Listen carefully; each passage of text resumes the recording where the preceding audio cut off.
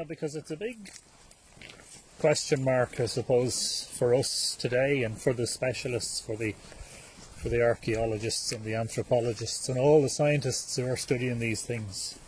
One of the big mysteries is, you know, exactly how much quiet time did the monuments have, given that there were probably a huge number of people involved in building them and probably a significant number of people living and participating in activities, farming and ritual around these sites, you know, is that we tend to think of them because, you know, of that tomb function and because of the burial function, we tend to think of them as places that are naturally quiet, but were they so, you know? Interesting. And then of course the difference of the nature of the kind of activity too. Like once they were built, you know, understanding that the nature of the interaction. But they were focal points, right? Yeah. I mean, they were that coming together of the landscape, the monuments with the intention, and the carvings, and the people. And perhaps in a different way than we can imagine today. We can come close to it, but it seems like it would have been different. Yeah. Energetically. And it's likely that they were focal points not just for a locally based community or even a regional community that might have been. Brunebonia is on such a scale that it wouldn't seem far-fetched to expect that it was a focal point for the entire island and maybe for people who live beyond the shores of this island as well. Well, absolutely. And when you think about the amount of time it took to get there, that, you know, they say about pilgrimage, that the pilgrimage begins the minute you decide you're taking it. Yeah. And so the whole act of traveling to a place is part of it. And, you know, now we get on a plane and 8-10 hours later we're from halfway around the world to here. Yeah. But that wasn't the case. I mean, it took so long for them to, you know, to make that journey if they came from other parts of the world. I understand archaeologically that there's some pretty amazing evidences of travel from places like Africa and Afghanistan on the hill. So either traders brought it in, but somehow, if they came from that distance, it's just a much longer anticipation, much longer. You know, you just don't get up on a Saturday morning and decide, well, it's a dry day. Let's go participate in a celebration halfway across the country. Yeah. And it's likely that a great deal of the people... Well, first of all, we could envisage significant gatherings here at certain times of the year. I'm inclined to think there's sparse mention of it in the mythological manuscripts, the texts. But the fact that Brunebonia was an Enoch site at some point suggests, you know, assembly and gathering here. But if people were coming in huge numbers at Lunasa, for instance, or at the time of the harvest, and one also has to imagine that there were crowds here at the time of winter solstice. Absolutely. That, you know, a great deal of the people who came from other parts of Ireland probably would have been best served by going by boat. Yes. You know, along the coast and up through the river. There were no roads in those days. And so like that, it's a treacherous journey in some respects.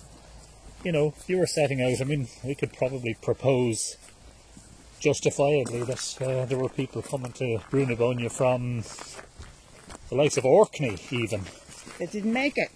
You know, that you set out on this great pilgrimage, you didn't even know if you were going to get there or come back again, you know. Exactly.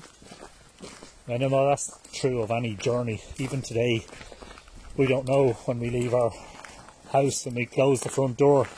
We don't know if we're going to be struck by a bus or we're going to drop dead of a heart attack. We don't know whether we're going to come home again. I know that's always the case, but particularly so when you undertake a journey that is...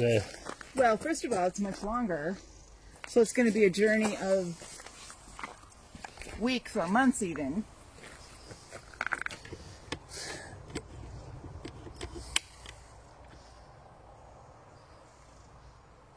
More books. Another book depository, Another book along the river depository. here on the southern side of Brunabonia.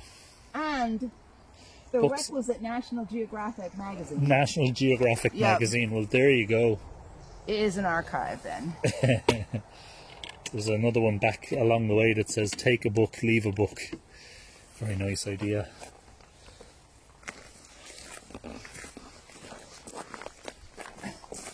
It was, but back to the idea of them taking such a long time to get here. And, you know, the preparation you would need to make in terms of the food and your animals and all of that. There was such a different rhythm of being involved.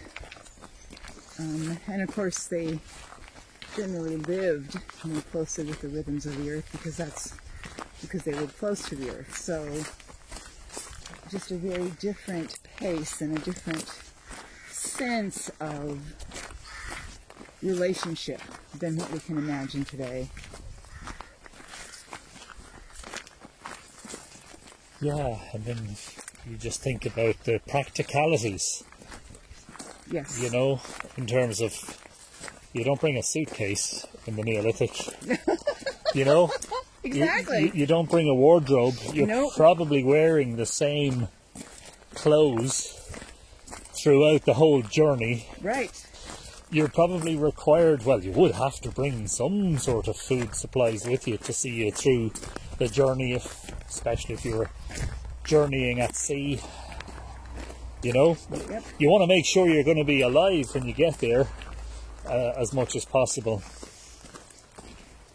But it's very difficult for us to picture that, really. You know, everything is so convenient for us these days. Imagine setting out to go to Brunabonia from somewhere across the water, say even just Anglesey in Wales, or say you were living in what is today the south of Ireland, County Cork, maybe County Kerry, and you were saying like, okay, we've got to make this pilgrimage to Sheedenbroga. You know, what's the best way to go? And of course there are no roads, so obviously the best way to go is to hop into a boat. So what provisions do we need to bring, you know? And what route are we going to take? And probably no great navigation aids other than the stars if they're out. And if you're sailing during the day, you just keep close to the coastline and hope that you get there.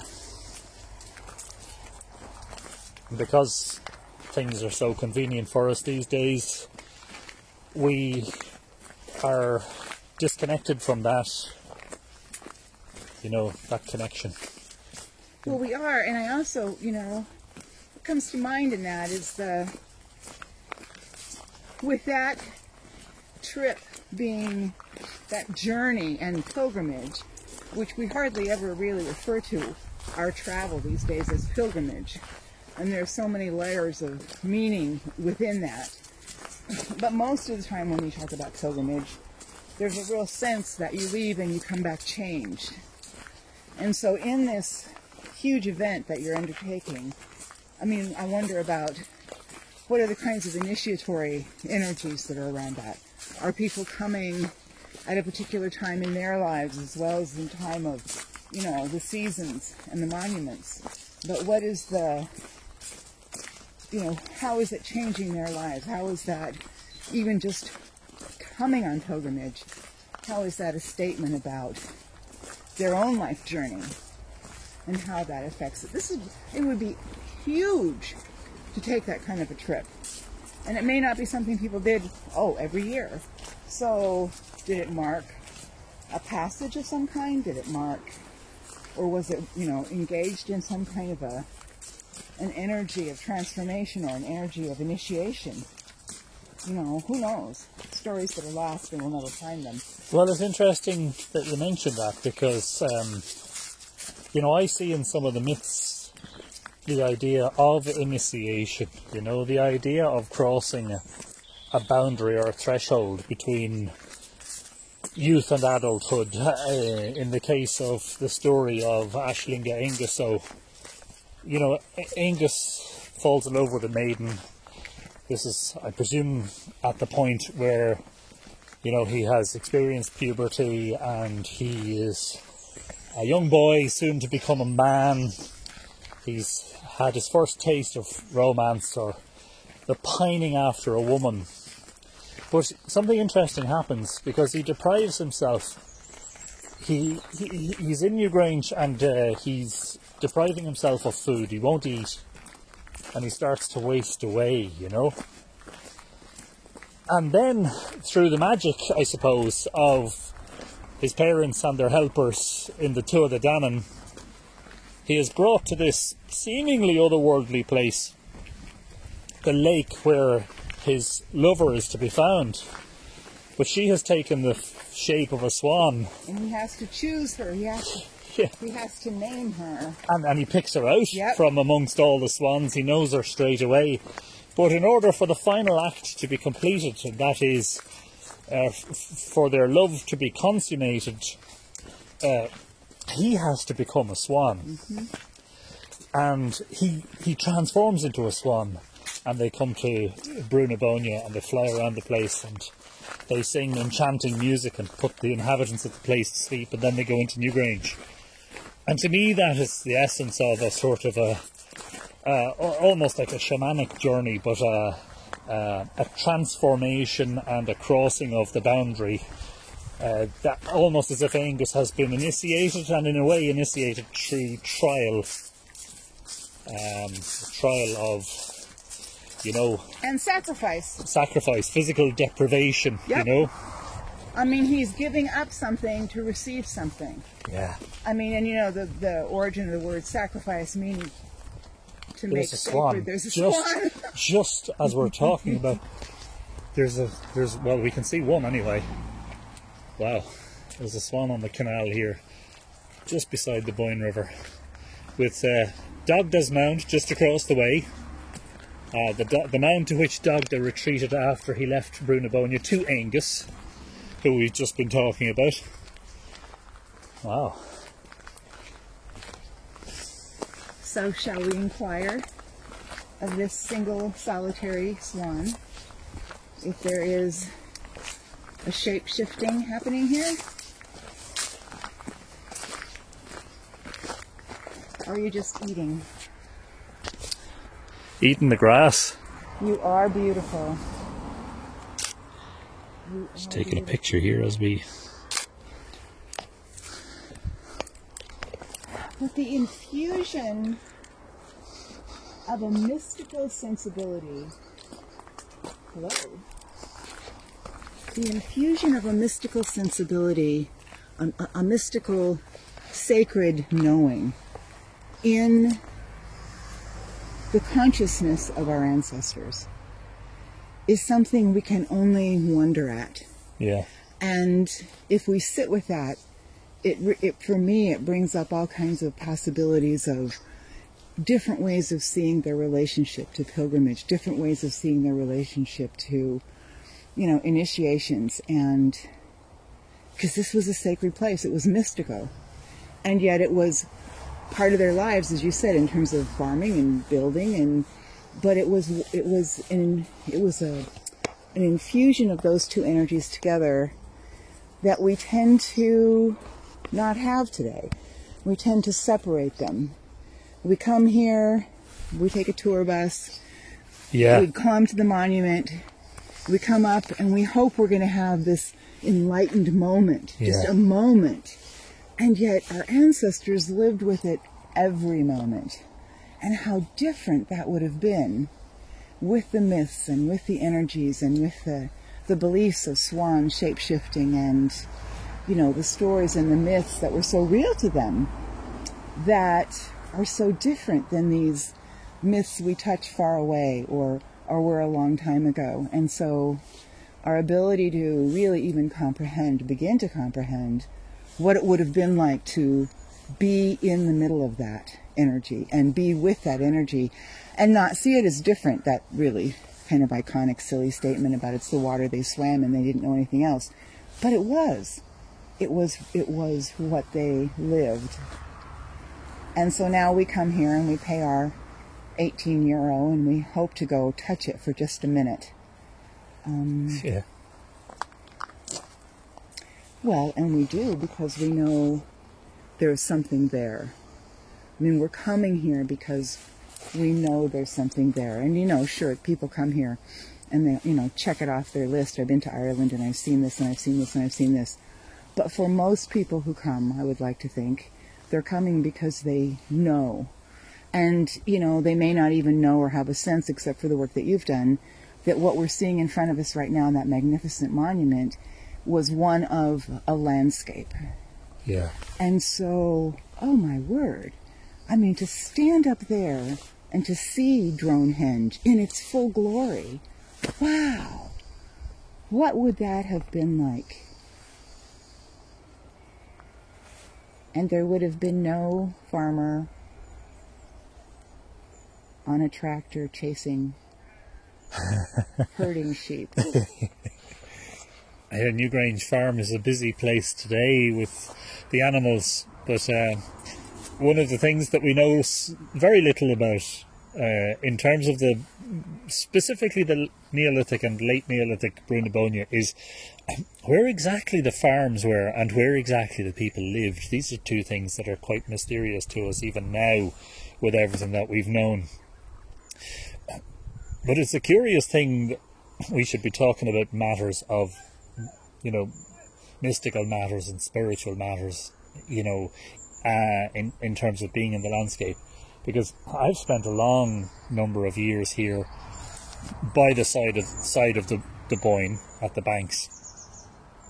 And I've often found actually these are the moments that are generally more filled with a sort of a mystical awe and a rapture than those moments where I'm among groups of visitors at Newgrange, at the actual monument. Yep. You know, there's something really awesome, and you kind of hinted at it there. What would it have been like to stand up at Newgrange and see all those monuments, you know, when they were standing in the late Neolithic? For me, it goes deeper than that. It's actually realising that your feet are on the ground of a landscape upon which humans have been treading for millennia, and, you know, that the very same people who built these great monuments stood here before you, you know, how are you? And that you're watch this same river, you know, flowing. I mean, that to me has an equal awe. It has an equal sort of emotional effect as the fact that you can still touch a monument that somebody built here, you know, well, 52 centuries ago, which is, by most standards, an incredibly long time. Yes, it is. And there's a curious thing, and I think we've gotten a little sense of it today. You know, we can hear the road. Of course, the road runs past us here between Donore and Rossnaree, the back road to Slane, and it's always busy. So we have the noise of the traffic, but listen to the swallows and listen to the other birds over our heads. There's something about Brunebonia that I really feel gives you a sense of a liminal space, you know. And when you come here, especially in the evening time, and it doesn't really matter if it's winter, spring, summer, autumn, when you see the sun going down, when you see the sky redden, and then you see the sky turn to the deep blue, and you see the first stars coming out, you see the last of the swallows or whatever birds are on the wing at the time, you see the first of the bats come out as darkness descends upon the place. You hear the curlews calling from their hiding places across the way. And you actually feel at times as if you stepped into a different space altogether. And to me it gives you some sense of a definition or a feeling of what the word she actually meant. Yes. An otherworld place. Yes. And it's something that we've never been able to define because it actually defies logical definition. She can only be defined in a dictionary that, you know, relies on that mystical and emotional sense. How does a place make you feel? We can describe it.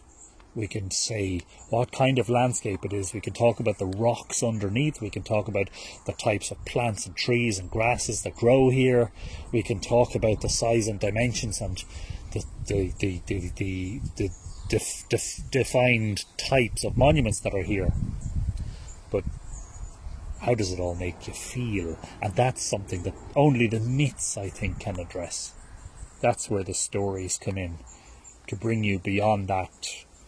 Well, because these are the landscapes of the myths. And when we hear the stories and when we truly engage with the stories like those that you've been reading and sharing, we're invited to close our eyes, and we're invited to not just hear the words, but to see the landscape and to be in the landscape and to visualize and to really see those things that are starting to come alive through the words of the story. But there's a conversation that I read from some Aboriginal elders in Australia, and they were talking about how when people, and they were talking about mostly white people, coming into their culture and writing down the stories, right? They were writing down the stories and putting them into books and trying to capture them, to share them with all good intention. But they were talking about, you don't understand. These stories were not created to be words on paper. They were created in a landscape. And it was that landscape, it was the earth of that landscape and the stones of that landscape and the birds that, and the trees and all the vegetation that were part of that whole story. And you can't just separate the storyline from the landscape. And so you almost have to be in the place of it to really be totally immersed in the truth of that story. Because these were not stories. I mean, the stories and the myths in this amazing landscape were not told to be plopped down in the middle of the United States of America or to be plopped down, in Africa or in South Central America. They are the myths of this place. The genius of this place is part of that story. And when we become so cerebral that it's just about the story goes into our mind, but we don't take the story into our very being. We don't take the story, we don't smell the story. We don't touch the story. We don't see the story.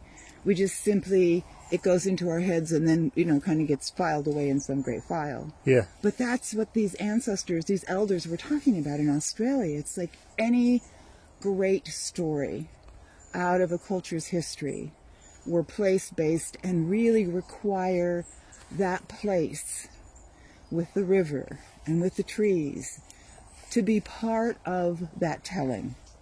And that is truly the whole of the myth, the whole of the story.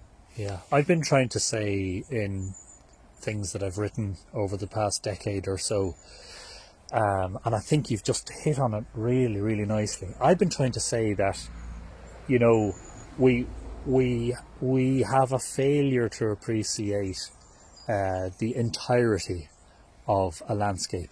And I think the reason for that is because we want to use labels. And so the scholarly works, and I always preempt what I say about archaeologists by saying I have many friends who are archaeologists and we have the greatest respect for each other. But when you define a landscape as an archaeological landscape, then surely you are missing what is very important to the story, which is the mythological landscape, the one you've just been talking about, the one in which the myths are framed, the one in which everything is important to the story, and where you are not categorizing and not trying to fit things into a neat, modern, box of definition, which says passage, tomb, henge, ring fort, and even down to, the geological descriptions and the botanical descriptions of what's growing here. It's the mythological landscape. And it's about relationship. Because the landscape is in relationship with itself. The earth is in relationship. There's not the There's not these birds flying through and they're just birds flying through. They are in relationship with the water. They're in relationship with all of this. And so when we, like you were saying, when we listen or absorb, when we take on board the story as simply an intellectual categorization, then what does that do in terms of limiting our ability to appreciate the fullness and the wholeness and the mystery and the intricacies and the implications, both the implicit and explicit, of the myth? We're only seeing it through one very narrow lens. Yeah. And what might be possible if we could widen our perspective and really absorb it on all of those different levels. The mythic perspective becomes important, or it's not that it becomes important, it is intrinsically important. And the reason for that is that it is a holistic viewpoint. It is a holistic approach to one's place in not just the landscape, but in the landscape of one's own story, in the landscape of one's own physical world, in the landscape of one's own mythic world. Everything is considered. Everything is part of the journey. Everything is important. And I don't think we'll ever be able to come to a complete understanding of the hows and the whys and the whos and the whats and the measurements and all that of Brú na Bóinne, unless we absolutely, as a prerequisite, include the mythic narrative as a fundamentally important part of the exploration of a landscape that ultimately and fundamentally, first and foremost, was seen in a mythic frame, or that word framework is used so much by experts today. Framework. What do you want to build on the framework? Well, the first thing is, what is the framework? Mm-hmm. Is the framework something substantial and physical and empirical? Or, there's an egret. We see so many different birds out here, it's lovely. Is there an opportunity for us to build a substantial picture, a human one, of course, as well as a natural one, as well as a one that incorporates all of the wildlife, around a structure that is fundamentally mythic? In other words, first and foremost, that if you're building a hut and say you're using willow rods as the material for your hut, over which you're going to place rushes and other things, well, what I'm saying is, can you build the wicker framework from a mythic a fundamental? Can you start with the stories and then build up your picture around that? Yes. And can we first acknowledge that we are even missing part of it? The first thing is to, understand that as we're standing here looking at that magnificent monument, and there are people going there thinking they will have visited it, and they'll be able to check it off their list, they will have seen it. And that it's not an it. It is it's a part of something much larger, and can we get to a point where we see it? And in terms of the myth, yes, because myths don't generally deal with you and me getting up in the morning 5,000 years ago and going about making breakfast and then cleaning up the hut and doing things like that. They're larger. And going to the lavatory. And going to the lavatory. Yes. Very rarely mentioned. So it's not the mundane. Myths they're not stories of the mundane, they're stories of something much larger. And I think in that they call us to our higher and best selves. They call us to an ideal. Because they are, mythic. It's iconic. There are these big questions that get played out in myths. Light and dark, and relationships and treachery and all of those, love. These are the issues. These are the things that myths are telling us about. And it's an ideal. They talk to us about this is how you might think about living your life. And, you can probably figure out where to go to the loo. But let's talk about love. You can figure out how to, catch a fish and boil a fish, unless you're after the salmon of knowledge. But let's talk about light and dark. Let's talk about the bigger questions, the bigger issues, the bigger meanings in life. And that's where the myth is, I think, the fundamental, because it's iconic. I mean, it's like, let's start with that wicker framework, and then let's really find out how that can expand to really speak to so many aspects of our lives. And not just that I can go back and tell a story about when I can go in and how the light comes down the chamber on the 21st, and isn't that amazing? And they simulated it, and then I bought a sheet, and it's all very empirical and, I suppose, scientific and rational in a sense. And the irrational in me, the poetic in me, and the mystic in me wants to address a different question, and it's this. Here's the question. Can I see myself in this landscape outside of my current physical form? Is there some aspect of me that I recognize in a primitive and, yes, somewhat mystical sense? Is there some aspect of me that realizes that it is possible for us to live outside of our corporeal, physical existences? In other words, these are some of the fundamentals addressed by mythology. You know, how should we live, how should we die, and what happens to us after we die, which seem to be common themes as well. Is, can I imagine inhabiting in some way or being present in this landscape? And what a gift. You know, after I've died, basically. Well, you know? Or even, as I say, in some way outside. That sounds very, very strange, I know. But I exist here somehow outside of my physical form. But isn't that the invitation?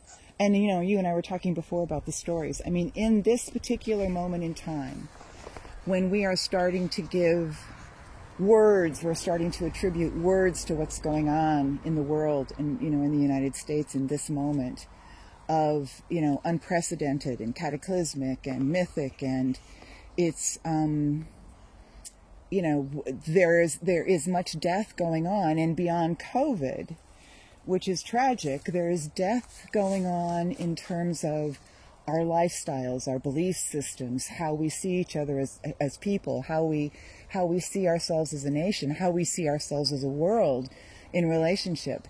And in this time when COVID has shut us down, and we are then invited to ask those questions now, after death, after these deaths of media culture, after these deaths of the way I've been working and the way my kids have been going to school and the way I've been living, then can I imagine myself in something mythic in order to be able to create how I choose to move forward? I think that's brilliant, because we're going through a death. There's a lot of grieving going on. It hasn't all come to forward, but there's a lot of grieving, there's a lot of anger. And so within that dying, where is the life? Where is the threshold moment where we get to get into a liminal space? Can we imagine ourselves after this death, in this landscape, in this myth? And how would that story shape our way forward? Yeah, it's a very interesting question, and invites all sorts of thoughts. I mean, at the very bottom of it, I think, at the very foundation of all of this is the mythology, because first and foremost we are human beings, and as human beings we may not want to acknowledge it now in this sort of post-rational, post-scientific world, when we're not supposed to give too much time over to superstition and old beliefs. Fundamentally, as humans, we have a need for that, sense of sacred experience, and for that sense of the irrational within us that we want to condemn in ourselves. And what we end up doing, of course, is projecting it onto others. And the way that's kind of really played out in the past half millennium is in a series of cataclysmic empire expansions around the world, which have seen the decimation of indigenous cultures and their mythologies and their rituals and their ways of life. And their landscapes. And so what we're invited to do now, I think, is, as you say, is to look for that liminal place, that place where we actually began things with the irrational, where we began with the dreams, where we began with the visions and the psychic phenomena, where we began with the mystical and the mythical, where we began with the story, the sacred story. And all the time in the stories pertaining to these places, there are special individuals and deities. There are also special creatures, and many times the characters of mythology, the human ones, transform into animal form and back again into human form. And I think that tells us something of our own requirement, which is to transform, and to transform into something apparently irrational in order to survive those deeper, darker aspects of ourselves which we refuse to deal with. And that sounds, I know there are people going to be listening to this, scratching their heads going, what exactly are they saying here? I suppose it's a little bit difficult to relay it all in one short conversation without having read the entire works of C.G. Jung, for example, who expounds on this stuff quite a lot. Yes. But I stand here, okay, so this is my perspective, Judith, and I suspect it's yours too. There's an angler down by the river, look, looking to catch a fish. My perspective on this is that I always imagined, from the moment I started coming here, I always imagined that Brú na Bóinne began with a dream and a vision, a mythical and mystical vision, that it began with the irrational, and that somehow that dream, that vision, that myth, that art, that creative spark was given this physical form, which is what we call the archaeological landscape of the Boyne. But my perspective always was that it began with the power of the mythic image. And nothing that I've ever read between then and now, which is the space of about 22 years, has actually managed to convince me otherwise. Either I'm biased or I'm on the right track. And so I would suggest, of course, you're on the right track. So then what part do these physical monuments, being human, we like to make things physical, we create things, we like to, we see something, we want to paint a picture, we want to carve a stone, we want to do something to make a physical manifestation and expression. So interesting, what do these represent in terms of being symbols of that, symbols of the irrational, symbols of the mystic? That if they are, among other things, a way of expressing the symbology of something much larger. Yeah, I think that's exactly what they are, and I think that is the reason why we have such a difficulty with translating the word she. Yes. How do we explain the concept of a she in English? It's not just the fairy folk. No, it's something much more than that. To me, the best translation I've seen is Otherworld Mound, but even that requires a further exposition. Mm-hmm. It requires a lengthier, more detailed explanation. And the more detailed explanation is very close to what you're saying. It is the physical manifestation of a dream. It's the physical manifestation of a mythical image. It is the place where other worlds open into this world and this world opens into other worlds. It is a bridge between the two. It is that place where the power, the emotional, psychic, spiritual, mystical power is felt at its strongest. Where one may go and find those places. The Tír Tairngire and Tír na Meo, the land of the living, and the Abhainn Amhlaoch, the island of the apples. Mm-hmm. It is the place where one goes to receive the silver branch, to retrieve the harp of the Dagda. It is the place where one finds the spear of Lu. And again, these are all much like the fabled Ark of the Covenant. These are mythic images, much more so than they ever were physical artifacts. And you talk about where one goes, which is true. So one goes, and that's the hero's journey to a certain extent, right? One goes to retrieve the harp. One goes to the island of the apples. One goes because they're called to go, and they have a quest. Here, it's not about. It goes beyond one goes. It's a we go together.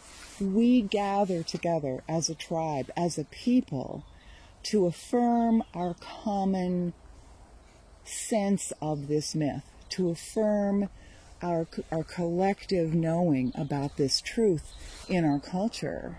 And it's such a we consciousness. This is one of the things that I appreciate so much about, the Irish, history, and especially things like the Brecon Laws and others. But there's much more of a we consciousness. It's much more of a tribal, and it's not just in Ireland. But I contrast it to, the me culture. It's all about me. This is a place where community, where spirits, where it all came together in one great harmony. And it was where people saw themselves as part of that harmony, not in charge of it, not the author of it, but one person. And it's, we come together as a people to celebrate and to affirm our collective knowing of this truth. So just so that people don't think that we've gone off on a sort of a New Age tangent, and that we're dealing only with our own subjective emotional interpretations. We have to address the fact that recent scientific discoveries in relation to the DNA at Newgrange may show us a different picture, actually. They may possibly show us that the individual, at least one individual buried in Newgrange might have been considered a very important person. And it's very difficult, of course, for us to piece together a picture of what the structure of the community might have been like based on DNA evidence from one individual.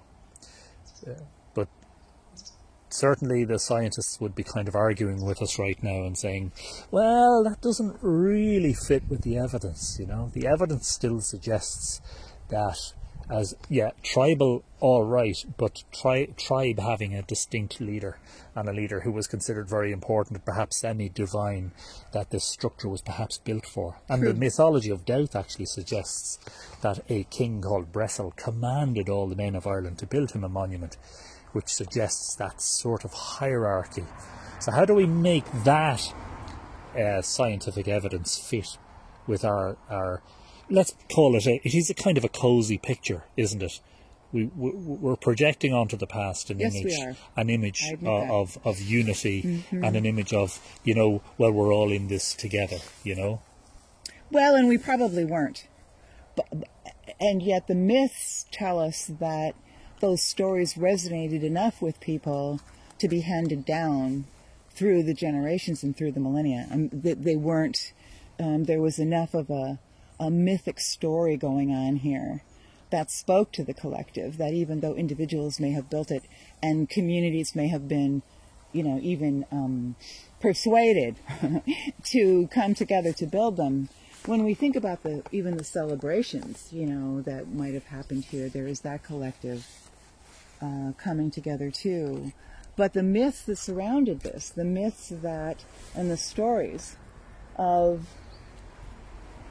that liminal space have resonated enough with enough people that thread that comes down to us through history is something that needs to be, that calls to be reconciled with the archaeological. And I don't think we've done it. But it's a delicious question to consider. It's okay for us to strive towards ideals. I think that's... Yeah, right. I think in the mythical vision what we're seeing is the constant attempt on behalf of humankind to strive towards some sort of idealistic existence.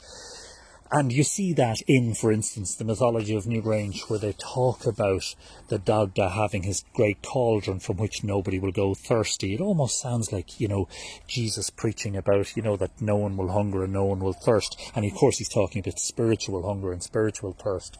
The fact that Dagda has a pig on the spit and a living pig that's ready for the slaughter.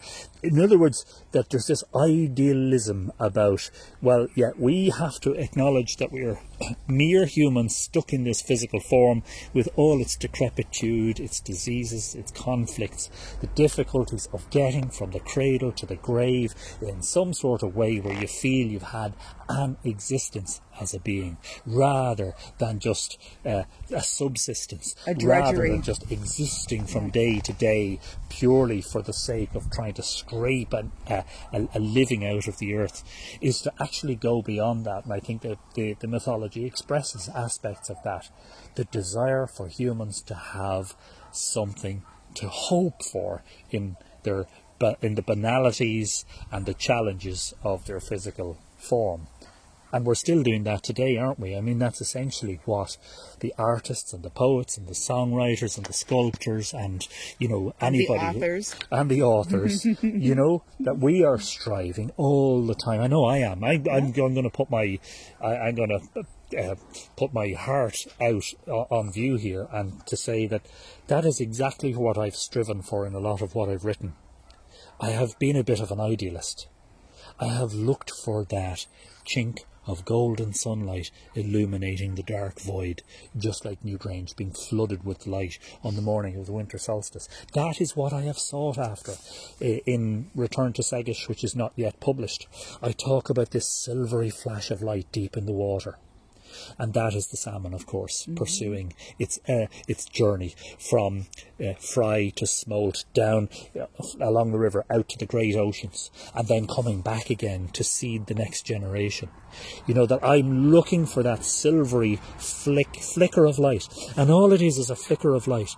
And what it represents is, it represents that hope, that expression of optimism, that my God, whatever your God happens to be, or your gods, whether you have one or a pantheon or none, that there is something for us, something in this existence that makes some sense.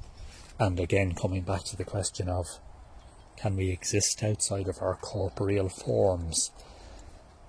Which fundamentally, I think, I hold on to that yearning, you know, to want to know that when I cross the threshold of physical death, that something of, and I know that's very self-centered and selfish and all the rest, but I think that's a lot of humans address these questions, and I think that the myths actually help to address them for us. So often when people get to that point of crossing the threshold to whatever their belief system tells them, so many traditions talk about a going home or a joining with those who have gone before. So it's almost like a rejoining, a reunion with people, with ancestors, angels, whatever, you know, spiritual language that someone wants to put around it. And so I think, you know, there's all the conversation about, so at the end of your life, what will you say about it? How will you think about it? How will you feel about it? And how will you measure it? Because people are called to measure, did I live a good life? You know, and in some places the measurement is put outside of yourself. It's like somebody else is going to judge you. You've either done a good job or you haven't done a good job. And therein lies your fate. But I think that the myths and what you've been talking about, you know, invite us to think about how we will answer that question. That if we can live our lives mythically in some sense or another, will we get to a place of ending and be able to look back and say, it's good. It's good. I did my best to live my life in accordance with the myths that I value. That almost sounds like a Christian viewpoint. You know, and I'm not, that's not a criticism. It's just an interesting observation. You know, that when you say that I lived my life according to a standard, what is the standard? Is it the standard set down by Jesus? Is it the standard set down by the commandments? You know, what ideal are you striving towards? Who sets that ideal for you? Who decides what an honourable life is? In medieval times, an honourable death would have been one that could have potentially been very violent for you, you know. An honourable way of living might have been to kill your enemies and cut their heads off, you know. An honourable death might have been being run through by a sword or having your skull pierced by an arrow, you know. I don't even know if I was asking you a question there or... Well, you know, and it's interesting. Last week there was a wonderful, and I'm gonna completely. I think we'll start walking back towards the other direction. We've been standing for a while, looking across at an angler plying his trade underneath the hulk of the Dagdas Mound and Newgrange in the background.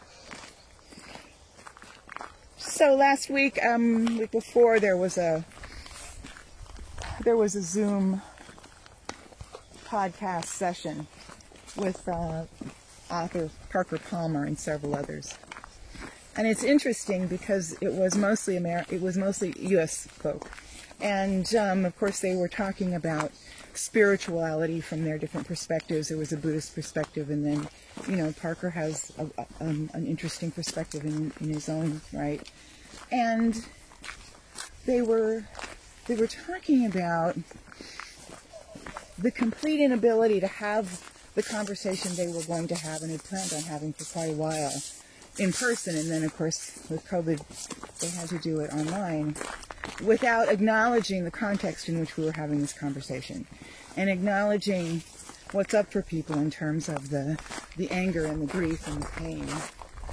And Parker said something that was really interesting.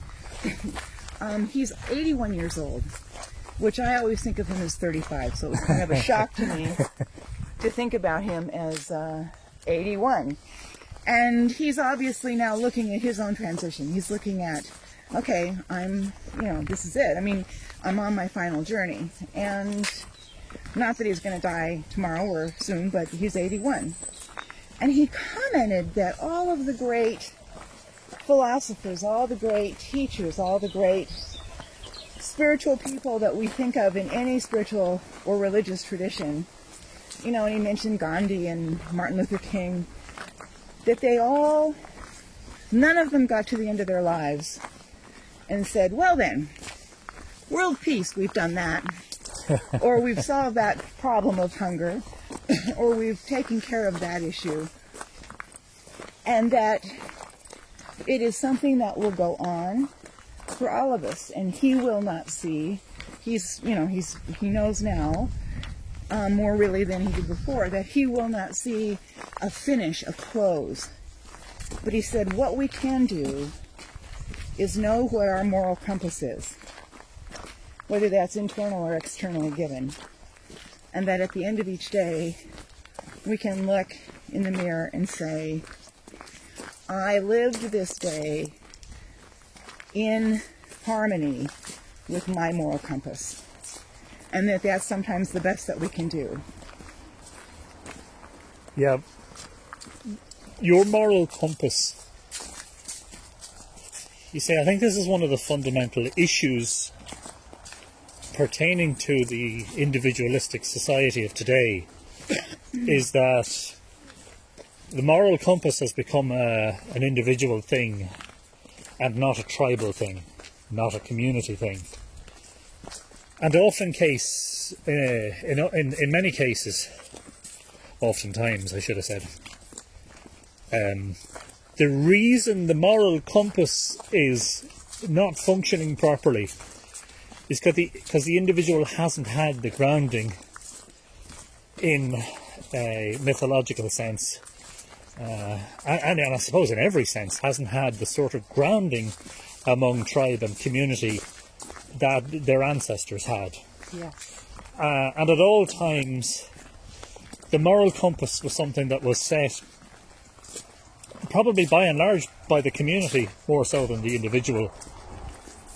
And there was less an opportunity for the moral compass to become skewed. Of course, we see isolated examples of it in history where certain tribes did very, very nasty things, of course. But I think isn't that part of the problem now, is that it's okay for... I think some people are very well capable of defining their own moral compass and their own the circumstances and boundaries of their moral life.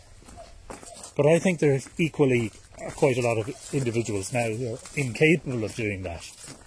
I agree. And I'm not suggesting for a second that we go back in time and start to live Iron Age lives or anything like that.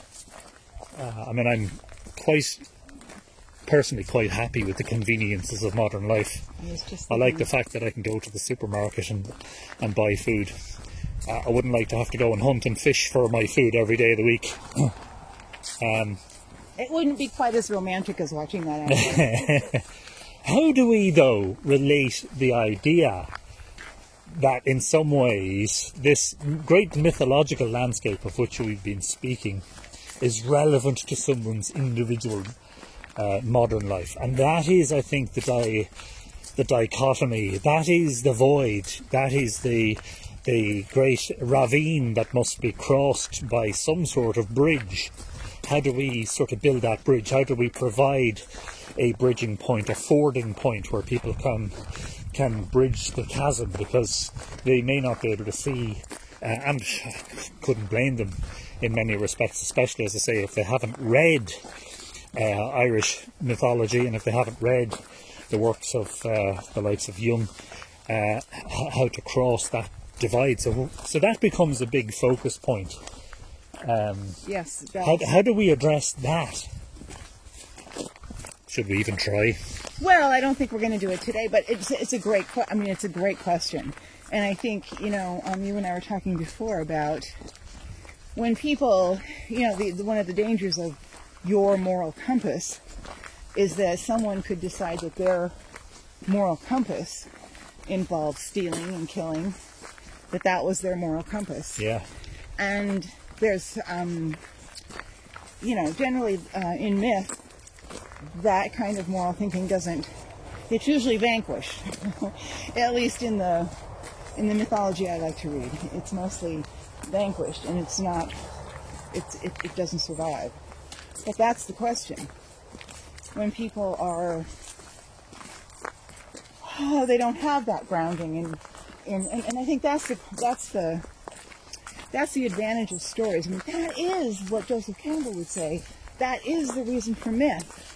It's to tell us how to think about our moral compass from stories that have been handed down. It's not something that I go off and I make it up. It's like these are stories that have come down through centuries and millennia and generations.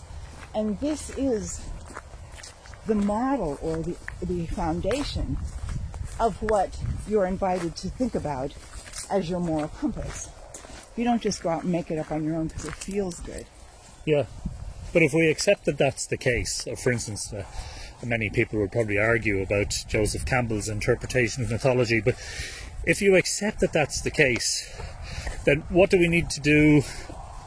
Do we need to... at some point people in general...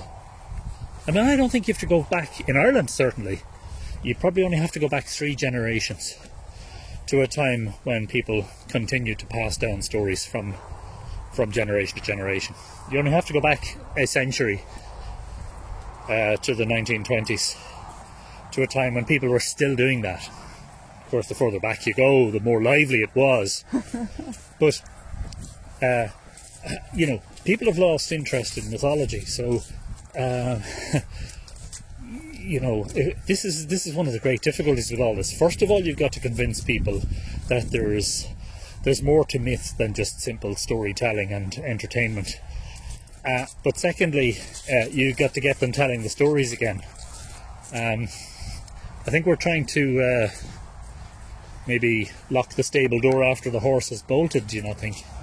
Well, there is that. And yet I think about one of the ways that I grew up with myths is in film. That some of the great myths come down to us in film and in movies. And maybe that's our modern storytelling. I mean, maybe an opportunity to link the modern story with the ancient myths and to understand how these are perhaps just new ways of telling the myths that have been handed down. I mean, look at Lord of the Rings. Hugely popular. And look at all the mythic storylines that are within that, you know? Yeah. It is basically like a retelling of European mythology. Well, it is, in a way that people, I mean, they didn't gather around a campfire to listen to it, but they certainly gathered around their popcorn. They certainly did. Yeah. And those characters still live in our cultural, even our lexicon, even our language, our narrative. Those characters will come through. I mean, are there very many people that don't know the name Gandalf? Yeah. Or, you know, the Shire, or, I mean, it's, so maybe we are telling them, but we haven't named them as myths. But how much difference is that making to people's moral compass, do you think? Watching a movie. Well, I think like any story, you take it on board and you look at it, and you reflect on the themes.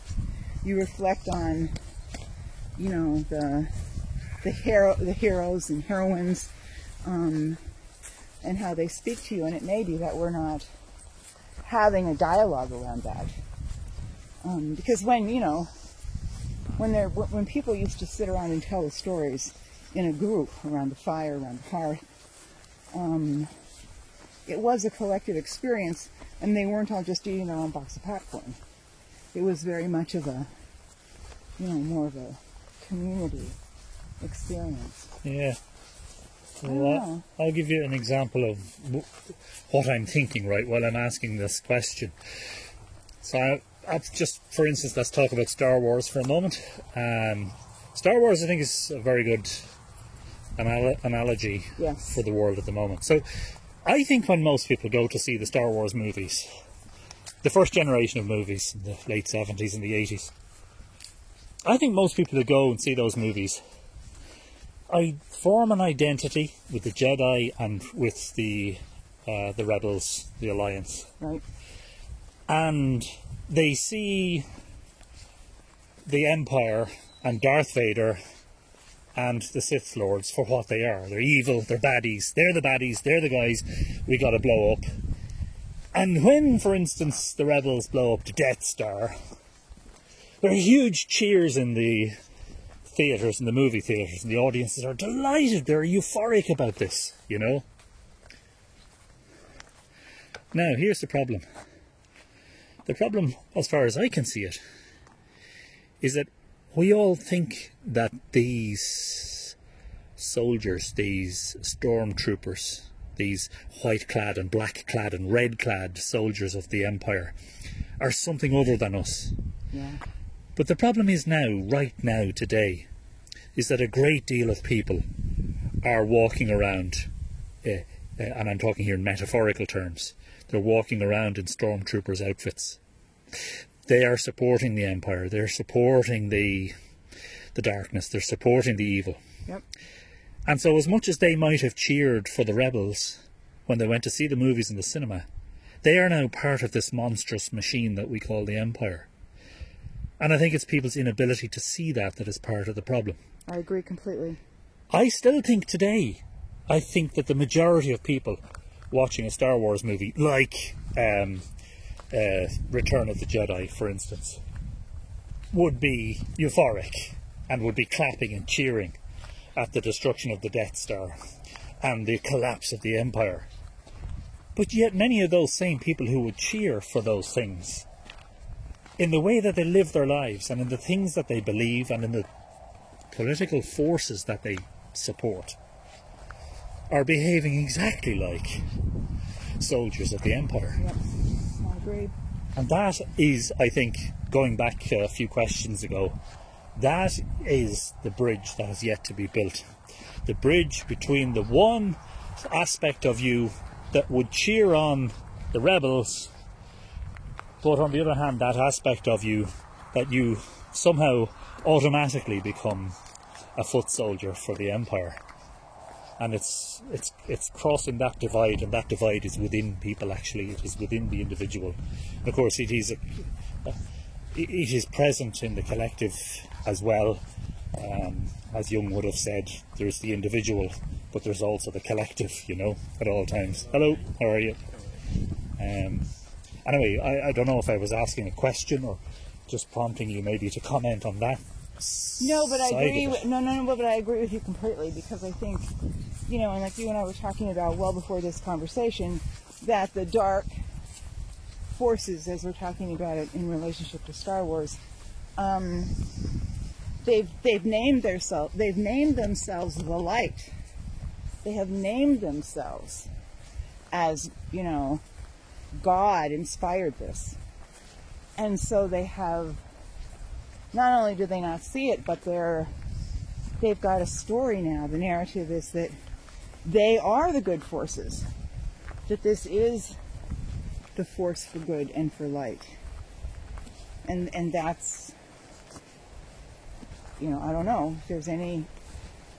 I mean, I want to think about that more, Anthony. I don't know what the myths are that are going to really guide us through. It struck me as an interesting observation on the current state of particularly the Western world. I mean, particularly the USA and maybe Britain as well, and we have elements of it in Irish society as well, is that you have these people who are looking to the rebels as the heroes, but who in their own behaviour are behaving exactly like the enemy, the opposite, the dark side, the Empire, the Darth Vader mask-clad, hidden aspects of themselves. And I think that's where the dichotomy is, and that's where the great difficulty is. And how, in the name of all of the deities that you ever believed in, how are you supposed to bring people to a point of acknowledging that when they go to the cinema and when they watch a movie, be it Star Wars or any other movie involving the whole theme of dark and light and good and evil,